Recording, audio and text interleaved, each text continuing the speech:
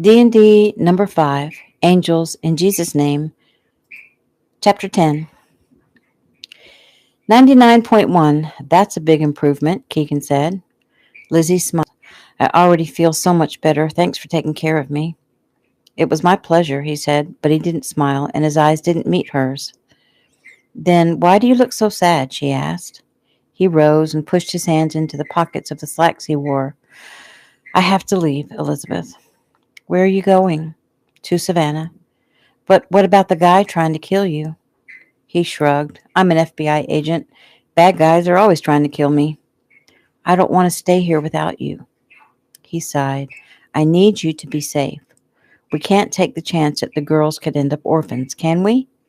She looked down at her hands clasped in her lap. No, of course not. Her eyes raised again. How long do you think it will take?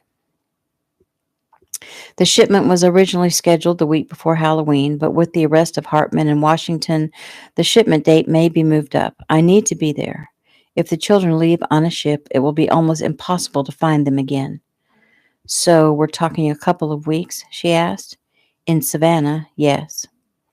She pushed herself up to a sitting position. In Savannah? Are you going somewhere else after that? Grimacing, he turned away and walked toward the window. In my job, there's always somewhere else I have to be. Someone else I have to help. Some new slime bag that needs taken down. Her eyes followed him as he walked around the room like a tiger looking for the cage door. A deep fear began to build in her chest. What are you saying, Keegan? Sitting down on the bed, he took her hands in his. I love you, Elizabeth. Please always believe that. And the girls, too. Even though her gaze was directed at his hands holding hers, she couldn't see them due to the tears, and when she moved her head to look up at his face, they fell over onto her cheeks. You're telling me goodbye? He took her face in his hands. Yes. Goodbye for now or for good? For good. It's for the best. Whose best? She asked, the anguish in her tone tearing him apart. Certainly not mine, and not the girls. I'm only thinking about you and the girls. Look, what I've brought to you, look at the violence and the destruction. And what about the love? I thought I'd never feel this way again, and now I do, and you're going to take that away from me for the second time in 2 days? I've shown you that you're a wonderful, desirable woman. Someone will come along who will be much better. Don't you dare say that. She sprang from the bed, got 2 steps before she faltered. His arms came around her immediately, and she turned in his arms, unable to hold back the tears. Please, there's no one better for me than you. No one. I love you, Keegan. Please don't do this. Don't try to be noble for my sake. Elizabeth, I have to be noble. You're the one who taught me how. No. Yes, baby. Well, you're not being noble. You're being a coward. I told you I can handle you being gone. Just give me the chance to show you. And what about you asking me if you can help me find a new home, get settled somewhere else? When the time comes for that, I'll be there for you. She shook her head, gripping his forearms. She was desperate, panicked. She didn't know how to handle this. She had no experience with this. It seemed the room was spinning. It seemed dark and dangerous storm clouds covered the sun. It hurt. It hurt so much. And she'd known this was possible from the beginning, but she thought he decided to stay with her. She felt numb and her knees went weak, and next thing she knew, he lifted her and placed her back in the bed. Gently, he arranged the pillow behind her head and pulled the covers up over her. Yesterday, you told me life was about to get better, she sobbed. I'm sorry, Elizabeth. I didn't want to hurt you again, but I've had time to think about it. It wouldn't work. You saw what I did back there. It sickened you. I've done much worse than that. You saved me. That's all I know. Sighing, he shook his head. I'm sorry, Elizabeth. It's no good. She turned over, giving him her back, and buried her face in the pillow. His heart broke as he watched her. She was so very honest. She didn't try to hide her emotions. She didn't put on a brave front. She was devastated, and she gave in to the pain. When he reached out to touch her once more, she jerked away. It's for the best, he whispered, trying to convince himself as well as her. Quietly, he left the room. New scene. Brian Cantrell stood in the funeral home by his brother's casket, his heart filled with rage. It took every ounce of restraint he had to nod politely as those who came to pay their respects addressed him and his mother. They were all so sorry for his loss. If there is anything they can do, please feel free to ask. Well, can you find Keegan Tanner? He wanted to ask, and the woman who helped him kill Hunter? Because that would be all he needed, all he wanted. Their mother approached him, haggard and bent, tears streaming down her face. Oh, Brian, she cried as she gripped his arm. I don't think I can stand it. My baby is dead, she wailed. He calmly patted her hand. I know, Mom, he said, pulling a prescription bottle from his pocket. Here, take your medicine and we'll get you home and put you to bed. Thank you, dear, she said softly. I can't take any more. Promise me, Brian. Promise me you won't let this go unanswered. I promise. His cell phone began to vibrate, and reaching into his pocket, he motioned at a heavy-set man in his 40s. Harry, take Mother home and see that she gets to bed. Yes, sir, Harry said. He took Mrs. Cantrell's arm. Come on now, sweetie, you and me. We'll go have a nice cup of tea. That'll be nice, Harry, she said, dabbing at her eyes with her tissue. What? Brian said into the phone. They had already left the room, sir, but we did find something interesting. Well, what is it? 2 phone calls were made from the motel room to another Georgia number. We're having a little trouble getting the phone company to cooperate without a court order. I'll take care of it. I'll be waiting on your call. He slipped his phone neatly into his pocket. He'd have to call in a favor. He didn't have the clout of the senator, but he'd get it done, and then he had to get to Savannah. The senator was in jail, along with Washington and Salados. No bond would be granted, which was just fine with him. He could handle the $25 million without any help. He would escort the shipment himself. He'd have to wait until the last minute to bring the brats and the 3 doomed nursemaids out of hiding. He'd stash them in the warehouse the night before the exchange. The kids would be exchanged the next morning. The American women's bodies would be dumped out at sea because the terrorist cell had their own females to handle the brats. It will take only $500,000 to pay for the execution of everyone else involved. First, though, he wanted Keegan Tanner and Elizabeth Anderson dead. New scene. And then, when it was Violet's turn, she got scared and started crying, and Miss Jody said it was okay to be scared because she was very scared the first time she ever rode a horse, and she hugged Violet and said she had a surprise for all of us. Really? What was the surprise? Lizzie asked. Kittens. A whole bunch of them. They're too young to take from their mommy, but when they get old enough, we each get to have one. Lizzie sniffed. The phrase, too young to take from their mommy, got to her. She'd taken time to speak to each of her girls each day, but it wasn't enough. She needed to hold them. She needed to be with them. She needed to get home. But even more importantly, she needed to protect them. It was time to put her plan into action. Heather, let me speak to Miss Jody. Hi, Lizzie, Jody said. How you holding up, sweetie? Not too good, Jody. I need to see my babies. I know. I can't imagine going through what you're going through. Please know that we're all doing everything we can to make sure they're not suffering. Between me and John and Lisa and Chaz and Grams, I think we're keeping them occupied enough. Everyone here is so in love with them. You've done a wonderful job. They're so well behaved. Do I have the right number? Lizzie asked, trying for humor but not quite making it. They are wonderful children, Liz. Have you heard anything? No, I have no idea what's going on. How about from Keegan? Has he called you, or is he still being an idiot? I've heard nothing from him. Has John spoken to him? Yes, a few times. John says Keegan always asks if you've called. Jody, I love him so much. What am I going to do? I don't know, girl, but if it were me, I wouldn't let him just walk out of my life. I'd go after him. Jody, you're so strong, so courageous. I'm not like that. Are you kidding me? You go about your day raising 5 kids all by yourself with your chin up and a smile on your face. You came through a horrific situation with your sanity and the strength to keep on loving. I totally believe in your strength to fight for the man you love. Lizzie sniffed. I've never even met you face to face, and yet I feel like I've known you all my life. We must have been sisters in a former life, Jody said with a laugh. Jody, I need to ask something of you. It's an incredible thing to ask, especially considering the fact that we've never met. But I have no choice. Whatever you need, Lizzie, I'm your girl.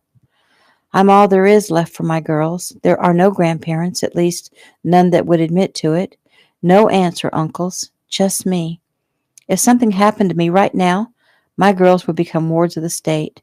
They'd probably get split up. I can't even imagine the heartache that would cause. Jody, I need to know that if I were to die, my girls could stay with you and John. I have a small inheritance, and there's the house, plus the girls get money from the VA.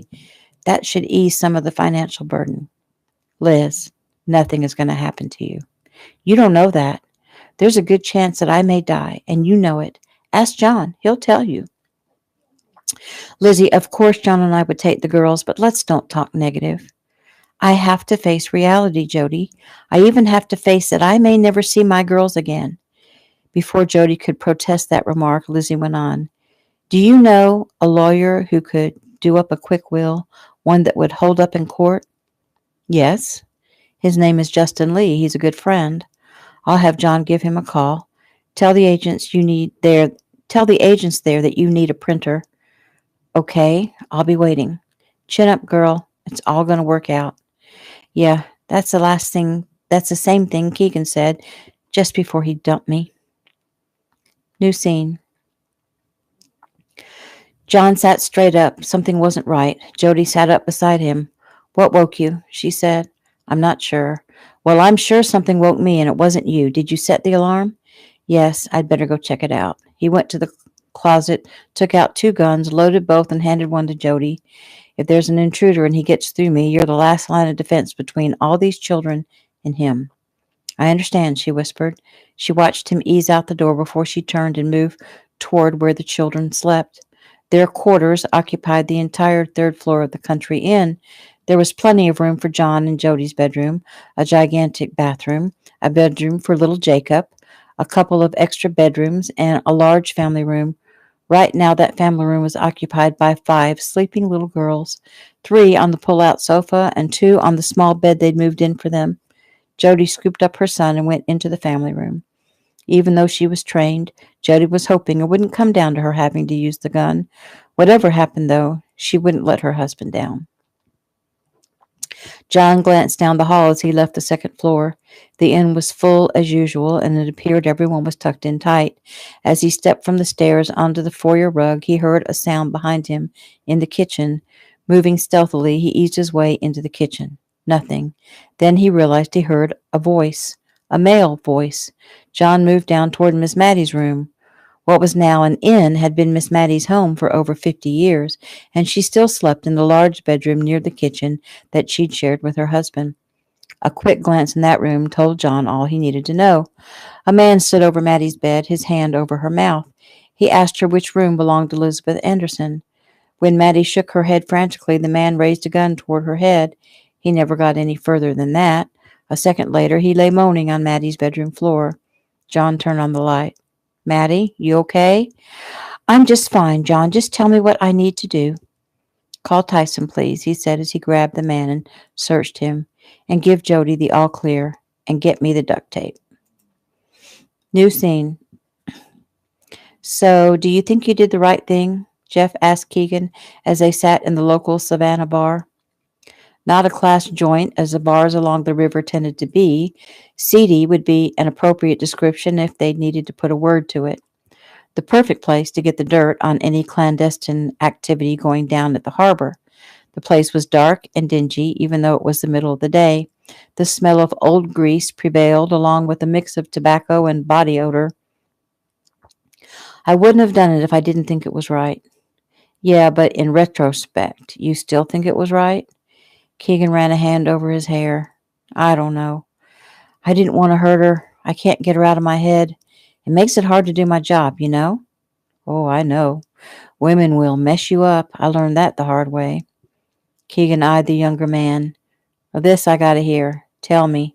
I need something to take my mind off my troubles. Jeff threw back the shot and leaned back. You ever heard of Brianna Adams? You mean Brianna Adams, the famous movie star? The married to Ricky Keno Brianna Adams? The one and only. 3 years ago, I was assigned as her bodyguard. You lucky SOB. How'd you get that one? Well, some crazy was after hurting the Keno family. Mr. Lee and the Kenos are tight, and so a Ameritech was hired to protect them. An agent was assigned to each member of the family. I got Bree. Bree, is it? Keegan asked with a laugh. Jeff's face reddened as he shrugged. We became friends. So is she the one who messed you up? Did you do Brianna Adams and Ricky Keno kicked your butt? That would have been easier to take, but no, I don't have a death wish. She drugged me. She slipped GHP into my drink and then slipped away from me while I slept out on the beach. Almost got herself killed and me fired. Keegan burst out laughing. You are kidding, right? She drugged you? It wasn't pretty. The bad guys caught up to her. Lucky for her and me, I suppose, Rick came home and tracked her down and got to her just in time to prevent her rape. Did he kill the guy? Keegan asked. No, he wanted to, though. Keegan picked up his beer by the neck of the bottle and swirled the contents around, thinking he would have killed the man. And that was the difference Nigel was talking about between him and other men. And that's why he'd had to leave Elizabeth. Realizing the conversation had dangled, he looked up. I've been watching Ricky Keno on the Keno challenges. He's good. He is amazing. Since my boss is such good friends with the family, I've been privy to a lot of stuff. I watched him train for that first challenge. Ricky has my complete respect. Keegan nodded his head. Jeff eyed him. Rick and Bree are coming to Atlanta in a few weeks for some honor Bree's receiving from her old high school. You want to meet them? Keegan finished off his beer. Sure, if I'm still around. Are you thinking of leaving the state? I'm thinking I could be dead by then. He shrugged. You never know. Jeff shook his head. I need to take you to one of my positive thinking retreats. Now you sound like John, and that's a compliment. Keegan chuckled, then sat up straight as a man who'd entered the bar a few minutes before approached the table where they sat in the corner. The man was small, black, dirty, plausibly smelly, and an undercover cop. Likely Vice. Keegan wasn't sure how he knew that, but he did, instinctively. Keegan nodded at the man. The man nodded in return, glanced nervously around the room. You feel like buying a guy a drink? He asked. I'm a little down on my luck. Jeff kicked out a chair. Have a seat. Thanks, man. Keegan gestured to the bartender to bring 3 shots and 3 beers, and they waited until he was gone before they spoke again. You got anything for me? Jeff asked. The man's eyes slid toward Keegan, then back to Jeff. Oh, he's cool, Jeff assured him. Keegan watched the man's hand shake as he picked up the glass and tossed back the whiskey. It wasn't from fear. He was strung out. Something's going down, something big, the small man said. These guys come in, clear all the locals out from one particular area. What area? Jeff asked. The old Smith Carriage warehouse down at the end of Harbor Street. I can't even get close now. One guy, talking big, said wasn't anyone going to push him out of his home of the last 10 years. Said he was going back. Ain't seen him since. Suspect I never will. Keegan eyed Jeff, then turned back. Anything else? Nothing. That's all I got. The man downed his beer and stood. Thanks, man. Really appreciate it. He extended his hand. Keegan stood and reached out and took it, but when the man tried to pull away, Keegan held him firm. The man's eyes opened wide. Keegan leaned forward. Go in. Get clean, Keegan said quietly. This job isn't worth throwing your life away, officer. The man's eyes shifted quickly toward Jeff, who only nodded at him, then back to Keegan. The man swallowed hard, his head bobbed up and down. Keegan let go of the smaller hand, and he was gone. Jeff leaned back, eyeing Keegan. I don't care what anyone says, Tanner. You're a good man, he said with a grin. Keegan only rolled his eyes. New scene. When Lizzie heard the beeping of a backup signal, she glanced out the window, and to her surprise, a tow truck was backing into the driveway. A bigger surprise was that her olive green van was on the truck. She watched as the driver set her van down in the driveway, then headed toward the door.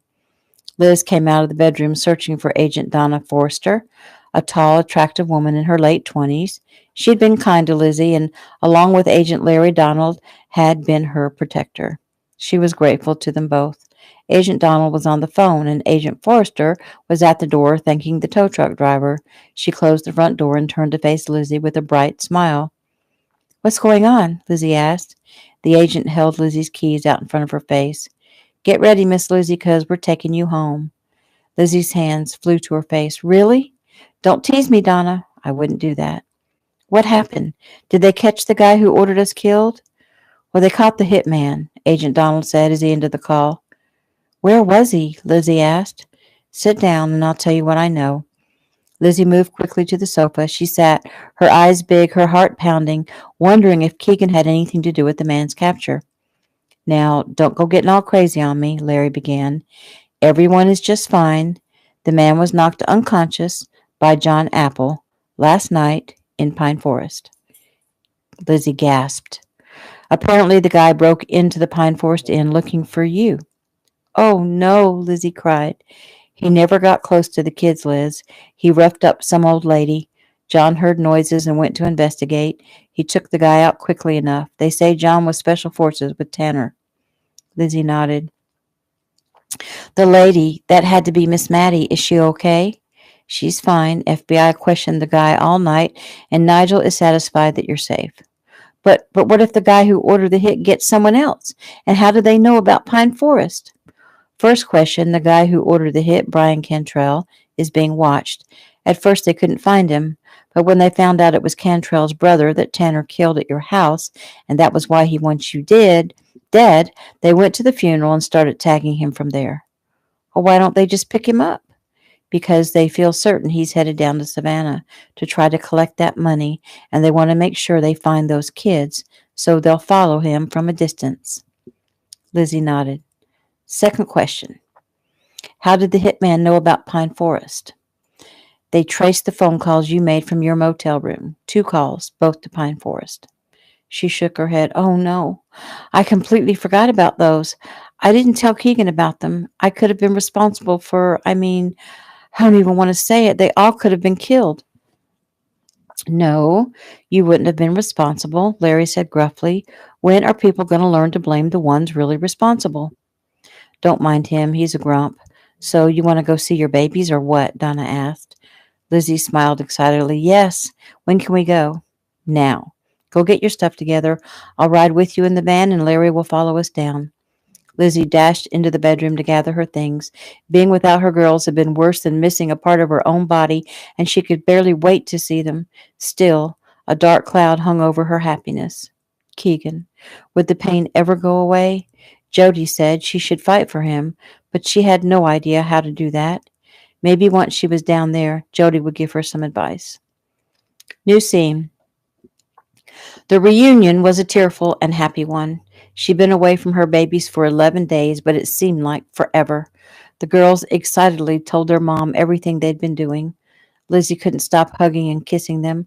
Once they'd settled down, Jody took Lizzie on a tour of the inn and its grounds while John occupied the kids. They returned to the incredible aromas of Maddie's cooking. "Dinner is served by 6," Jody informed her, "but if you're hungry, Miss Maddie will be happy to put something together for you." "Oh, no, I'm fine. I'm just so glad to be here, back with my daughters. I can't thank you enough for all you and John have done." "Ah, it was nothing, really. The girls are a joy." Lizzie looked around the front room where she and Jody had curled up on the couch and then turned her attention back to Jody. She'd been surprised to find Jody was of Asian descent.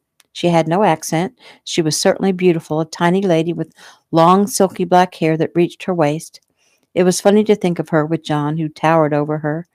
Lizzie's eyes moved past Jody to the gorgeous stone fireplace, the beautiful hardwood floors, and the big, comfortable sofas and chairs that occupied the large room. "This place is so beautiful. It's like something out of a storybook." "I know. We love it too," Jody said. "It feels special." "It does," Lizzie said, nodding enthusiastically. "Almost like an enchanted forest." "Oh, that's why we named the children's play area outside the enchanted garden." "It fits. The girls love this place. They don't want to leave." "And how about you? Would you like to stay here?" "I'd love to be able to live here." Then why don't you? Like you said, the girls love it here, and you're going to sell your house up in Tyler Springs anyway. Lizzie gazed out the window thoughtfully. It would be wonderful, wouldn't it? Still, we can't live here at the end. Are there any houses for sale in the area? And I wonder if I could find work. We'll have to look into the work thing. You're a nurse, right? Chaz's mom is a doctor. Maybe she could help out in that area. Who's Chaz? Chaz and his parents own the ranch next door. The Stewarts are awesome people. Chaz married Lisa, who is Maddie's granddaughter. You see, Lisa came home to visit her grandmother, took one look at the farmhouse, and knew she had to turn it into the inn. She and Chaz met, and it was love at first sight. Anyway, Lisa and I met in California when she was the vice president of Golden Hotels, and she and I and John decided to go into business together, which we did. Of course, there's a lot more to the story. You wouldn't believe some of the stuff that happened when we first got here. You'll have to tell me the rest of the story. Oh, I will. It's got lots of drama. Anyway, as I was saying, Chaz's mom, Dr. Stewart, is a cardiologist. She works out of Atlanta, but I'm sure she knows some of the local doctors and medical facilities. Maybe she could help you find some work. As far as the housing in Pine County, I know there's some real estate available. The town is growing by leaps and bounds since we've come in and turned the entire place on its ear. But here's what I'm getting at. Chaz and Lisa bought the property next door. Remember the freestanding cottages I showed you? Those are actually built on the back of the property they purchased. We could add on to one of the cottages just for you, or build one to your specifications. You could buy it or lease it, either way you want. That way you'd be right here, nearby. That almost sounds too good to be true, Lizzie said softly. Jody reached out and took her hand. I know things have been tough for you, Liz. You've lost your parents, your husband, and now you're home. I understand how you can't go back there to live. I know you barely know me, and you probably feel like a fish out of water. And I know, Jody gripped Lizzie's hand tight, and I know right now your heart is broken. But I also know you're strong, and you want to do what's best for your girls. If there's anything John and I can do for you, we will. We'll help you any way we can. So if you want to move down here, we'll help you. We'll make it happen.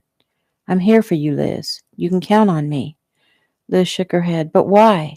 I mean, I'm a stranger to you. Are you? It doesn't feel that way. I've hardly ever met a stranger. Lizzie smiled at her. Well, I believe that, Jody, because you are a very special person. Yeah, that's what Lisa keeps telling me, and John, of course, and Maddie, so I guess all y'all couldn't be wrong. Lizzie giggled. And you're so honest, too. She looked up and caught her breath as the most beautiful woman she'd ever seen walked through the front door.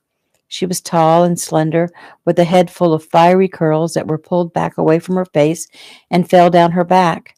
Her face was perfect, her skin flawless, her eyes were as green as emeralds, and her smile warm and kind. Jody stood. Oh, good. We were just talking about you. Lizzie, Jody said, this is Lisa Stewart. Lisa smiled and extended her hand. It's so nice to meet you. I'll be darned if your girls aren't the exact replica of you. It's freaking amazing. Lizzie smiled. It's very nice to meet you, too. The front door opened and Chaz entered the room, carrying a red-headed toddler on his hip. Lizzie's mouth dropped open. And this is my husband, Chaz, Lisa said. I know, Jody laughed. Chaz and John look a lot alike, don't they? They're not related? Lizzie asked. Nope, Chaz said with a grin. He eyed Lizzie. Man, oh man. I thought with Lisa and Jody we had the most beautiful women in the world living right here in Pine Forest. But we were minus this one. John told me you look like an angel. I'll be darned if he wasn't right. Lizzie's face reddened. I hardly compare, she mumbled. You looked in the mirror lately? Jody asked. You're beautiful. I can't believe you don't know that. She shrugged. Apparently, beauty isn't enough. Chaz's lips pressed together. He didn't dare open his mouth and say something that may set the woman off, gushing tears. He'd learned that much after a few years of marriage. What he wanted to tell her was that the man who broke her heart was an idiot. He'll come around, Jody said quickly. You just wait and see. And who is this cutie? Lizzie asked, reaching out to touch the arm of the beautiful child. This doll is Milena. She's about to be 2 in November. Well, hello there, Milena, Lizzie cooed. What a pretty name. Milena reached out and Lizzie lifted her from her father and took her into her arms. Wow, Lisa said. That like never happens. She never goes to anyone. She must sense Lizzie's sweet spirit, Jody said. That's the end of that scene. Keegan hung up with Nigel and Jeff with Jason at approximately the same time. Their orders were to wait to take the warehouse when all their backup and Nigel will be there, and even then they all will wait for the buy to go down. They sat in silence in the motel room, each thinking his own thoughts. Finally, Jeff stood. I don't feel good about waiting, he said. Me neither, Keegan agreed. I want those kids safe. Me too. Mr. Lee, though, is working with the FBI on this and has to go with their plans or destroy his working relationship. Besides, he wants us safe too. Well, I don't know that Nigel cares about my safety, but he cares about that 25 mil. He wants to make sure he gets his hands on it, which means he wants to wait for Cantrell to get there. Keegan sat unmoving while Jeff paced. Suddenly, Jeff stopped and pulled out his phone and pushed buttons. He put the phone to his ear and waited. Go ahead, Jason Lee said when he answered. Hello, sir. You're on speaker, so I was thinking, we don't even know if the kids are in there. What if, while Keaton and I are waiting for the troops, we do a little reconnaissance? When Jason didn't answer, Jeff went on. We'll be very unintrusive, Jason. We won't move in, but I'm going crazy wondering if those kids are nearby. I would love to know ahead of time where they are when it all goes down tomorrow, or at least where they're not. Jason was silent for some time, and finally he spoke. We're talking strictly information gathering. Yes, sir, strictly, Jeff promised, looking toward Keegan, who nodded in understanding. I know we can put eyes on the warehouse, even get inside without being seen. Agent Tanner? Sir, Keegan said, we're talking about reconnaissance only. You understand that? I do, sir. You and Jeff stay in contact with each other at all times. Yes, sir. And I want an open channel so I can monitor. You got it, Keegan nodded at Jeff. Let's suit up. New scene. What was left of the Pine Forest Inn dinner crowd held their breath in stunned silence. Most of the other guests had gone into the town of Pine Forest to take part in the town's fall festival nights. The few left lingered over the gourmet foods Mattie had so lovingly prepared. Lizzie and the girls were out on the veranda, cuddled up on a porch swing, as Lizzie sang softly to them. It was Lizzie's voice floating in through the open doors that had brought all conversation to a halt. I think that is the sweetest voice I have ever heard, one of the patrons whispered. I should have known that she'd have the voice of an angel, too, John added. Lisa and Jody nodded, eyeing each other. They listened as Lizzie finished singing Twinkle, Twinkle, Little Star to her children and began another song, this one a lullaby that was hauntingly beautiful. When she finished, Lisa and Jody excused themselves and went outside to join Lizzie. Hi, Lizzie said, smiling sweetly as the two women approached her. Hi, Jody answered. We couldn't help but overhear you singing to the girls. Oh, I hope I didn't disturb everyone. We were trying to be very quiet. Disturb us? No way, Lisa said. Do you know that you have a beautiful voice? Thank you. I used to sing in the chorus in high school. My teacher said I should do something with my talent, but at the time, I didn't care about anything other than having fun and going out with my boyfriend. She shrugged. It's a little too late to do anything about it now. Why do you say that? Jody asked. I'm old now, plus I have 5 children. You're not old, silly. You're younger than us. And what do 5 children have to do with your singing? Well, it's not like I could run off to Nashville or something and pursue a singing career. No, Lisa said, but you could do things on a smaller scale. You could run off to, let's say, Pine Forest. What are you talking about? What Lisa's trying to say, Lizzie, is you could sing here, for us. Have you ever sung in public? She made a face. Not really. I mean, when I was little, I sang in church a few times. It was fun. I remember everyone coming up to me and telling me I did well, and it felt pretty good. How would you feel about singing in public now? In church? Jody giggled. Not hardly. We have a new club in town. It's actually run by Lisa's half-sister, Megan. It's alternative entertainment from the country theme we have going here. Our patrons come here from high society to find the simple life here at the inn, yet sometimes they still need a fix of Ritz, so we opened a new club. It's called the Ritz, of course, Lisa said. It's already become a hot spot. People come in from the surrounding counties and from Macon rather than having to go all the way to Atlanta for a fancy night out. They get all dressed up and have drinks and gourmet appetizers, and we bring in class performing artists. The crowd would love you. Your voice is mesmerizing. Lizzie grimaced. I don't think I'm good enough to sing for fancy people. Well, why don't you let us be the judge of that? You could learn a few songs, rehearse at the club to get a feel for the place, and just see how you feel. If it appeals to you, we'll listen to you with an objective ear and give you some feedback. I promise we'll be honest. What do you say? I guess I could do that. She ruffled Violet's blonde curls. What do you think, ladies? Should Mommy sing for the nice people? Yes, Mommy, Heather stated firmly. You sing good, Mommy, Violet answered. Lizzie pressed her lips together, her eyes open wide in anticipation. Okay, then, I'll give it a try. Excellent, Lisa exclaimed. I'll get some music together and a pianist. And that is the end of chapter 10.